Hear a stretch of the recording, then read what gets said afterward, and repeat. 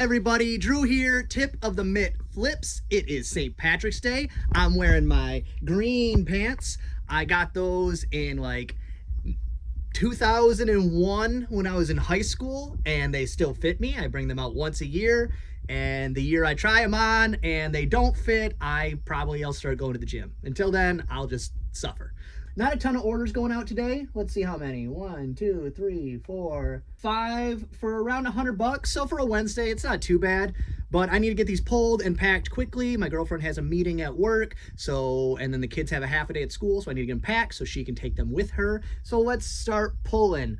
Beep, beep, beep, beep, beep, beep, beep, beep. Breaking news. There is something I thought would be pertinent, and I don't want to wait till the next video to put it in there. In the new stimulus bill, they put in a provision that with selling on all platforms, eBay, Mercari, all of them, if you sold under $20,000, no matter how many items or whatever per year, you would get a 1099. Now, what that is, if you don't know, is it reports your income to the IRS. Now, if you sold less than that, you are not free and clear of paying taxes. Now, whether you want to pay your taxes on things on money you've made or not, that's up to you. I'm not you, you're not me. You do your business the way you want to do your business. But any money you make, technically, you are supposed to pay taxes on. But with this new provision in the bill, they will now be sending out 1099s to anyone who makes over $600. That is quite the jump from $20,000 to $600. In my personal opinion, when you're in that like hobbyist range of maybe $1,000, like it's like having a garage sale. Is anybody reporting their income on garage sales? Sure, some people are. Are most? No. So for part-time sellers, for hobbyist sellers, this is a pretty big deal. It will be something that you will have to claim on your taxes. It won't be an option for you to just, push it under the rug, because technically that is illegal. Will you get audited? Probably not. Will it ever matter? Probably not. But now it will. Anything over $600. It doesn't get implemented till next year. So if you're a part-timer, either make the jump to full-time or get your stuff out there this year, because next year those taxes are coming in. Now, for me, who's a full-time reseller, I think this is actually great news. Like fantastic news. I already pay my taxes on my stuff. I make too much money to not pay taxes. It's just how life is. You pay taxes. What's the saying? Like, only things guaranteed are taxes and death. Like, yeah. That's seems to be true, and they are both equally likely to happen, taxes and death, 100%. But for me, great news, because that means, I think, this is just predictive, future talk. I have no idea if this is how it will work out. I think this will scare a lot of people from selling on different platforms, and this includes Facebook Marketplace. If you sell over a certain amount, Facebook Marketplace will be sending you a 1099. This is all platforms across the board, but it will scare people away from entering into the world of resale, and it will push some of those small-time part-timers out of it, because they'll be like, the little bit of money I'm making on the side isn't worth the extra hassle or the hit on my taxes. Because for a lot of people, the difference between tax brackets is very small. So if you're right on that cusp and you are selling on the side just for a little extra side cash, and now you're going to get 1099, that might push you into that next bracket, and that could really hurt some people.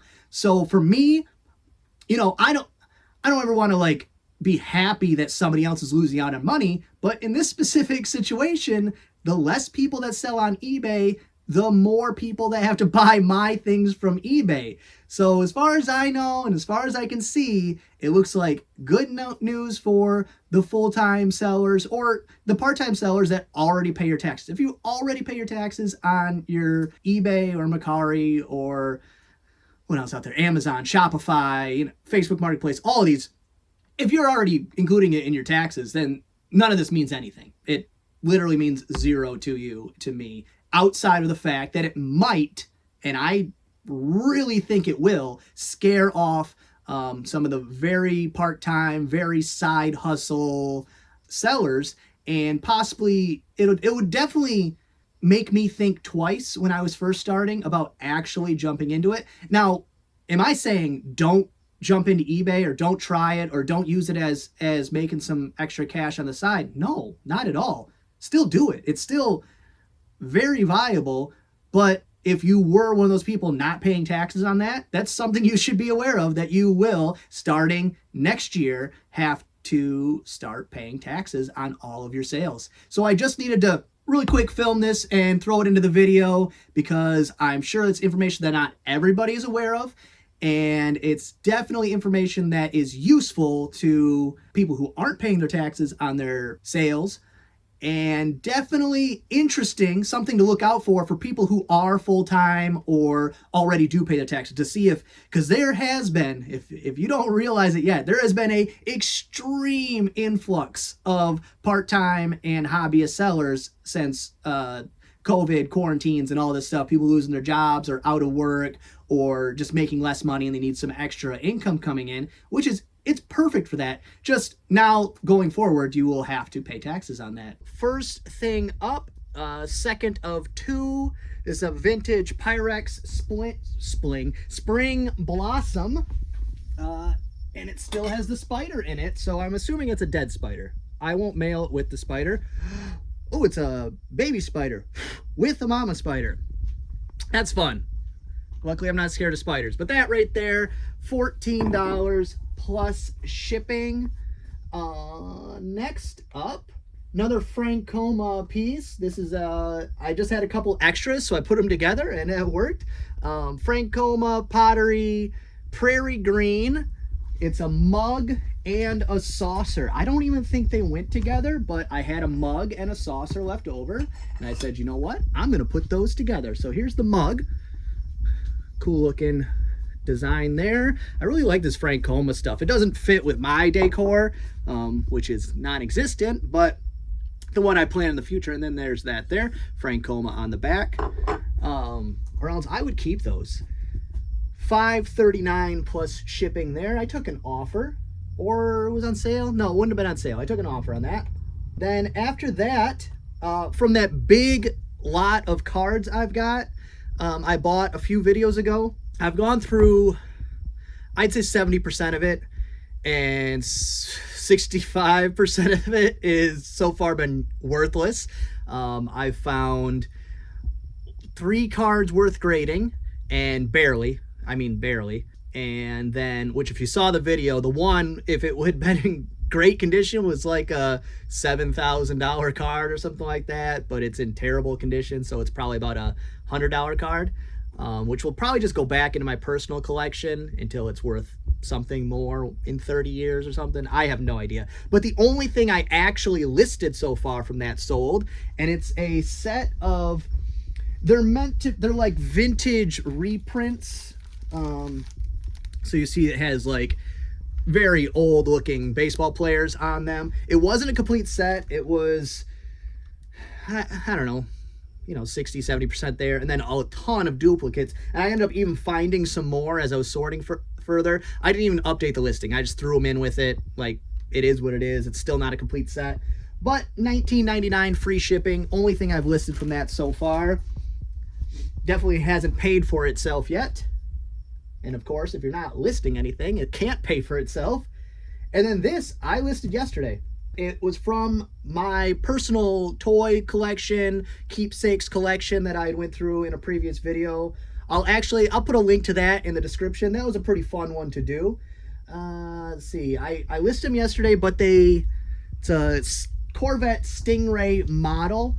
The issue was that they were partially completed. I said in that last video, I wanted to get into models. I was like, this is gonna be fun. It's a cool thing to do.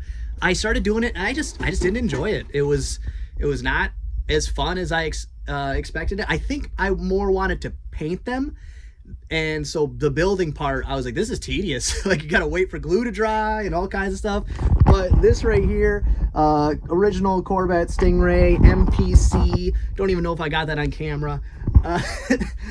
I definitely need to do something different for filming. Off my phone, it's a great camera. It's not great for filming. I guess if I flipped it the other way, but I need to see myself, or else I just don't know what I'm looking at. But yeah, that was $40 plus shipping. It's $30 in shipping. It might not cost that much. It's just I wanted to be safe. You know, it's bigger, it's fragile. I just want to make sure I had enough wiggle room to pack it well. And then last thing to pull today is, I guess I did have one more left. It's a VTech replacement handset, which, if I'm not mistaken, I accidentally pulled the wrong one before, and it's already packed up. So that's cool. That'll make that easier. $9.99 free shipping on that. That's all of the pulls I have today. I'm going to get these packed up pretty quick. Like I said, I need to get them to my girlfriend so that she can take them to... I need a haircut so bad. Oh my. I'm on the cusp of heading back towards my afro days, which, if you can believe it, in high school I had a bulbous afro. It was pretty cool. No, it wasn't.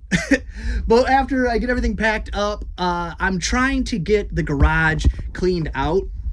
I've gotten most of this stuff taken care of. A lot of that's just garbage, cardboard, not garbage, but, you know, stuff that it doesn't serve a purpose being here outside of when I need it. So I need to get that to my storage unit. All this packing material. I've been very much avoiding listing these things.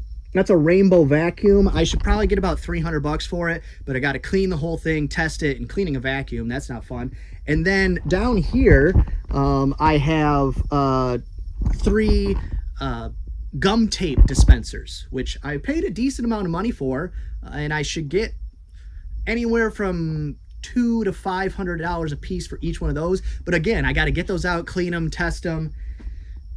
And they're probably going to be long tail, so I'm trying to, you know, parse out my time where I need to get stuff out that sells and also get things out of my way, because I had a contractor come yesterday and give me a bid on getting this garage door taken out, a wall built, and then a regular swing door put in, so I can actually use this door to go to my car, which is 3 feet that way, instead of walking the 50 feet through my house to get back to start.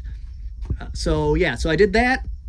And then I'm still working through, like I said, I'll put in the description the link to the video where I took my own personal toy collection and keepsake collection and sorted through that, and selling what is sellable and what I have no connection to.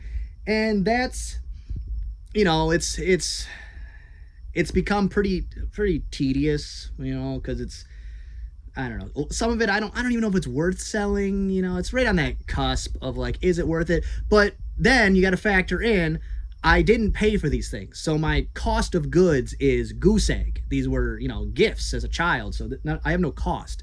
So selling something that's a little less than I normally would sell is okay, because I didn't pay anything for it, so it's all pure profit. Because I need to get things organized and get rid of what they call a death pile. Your death pile is, or your money pile. Some people, when they're more positive, they call it a money pile.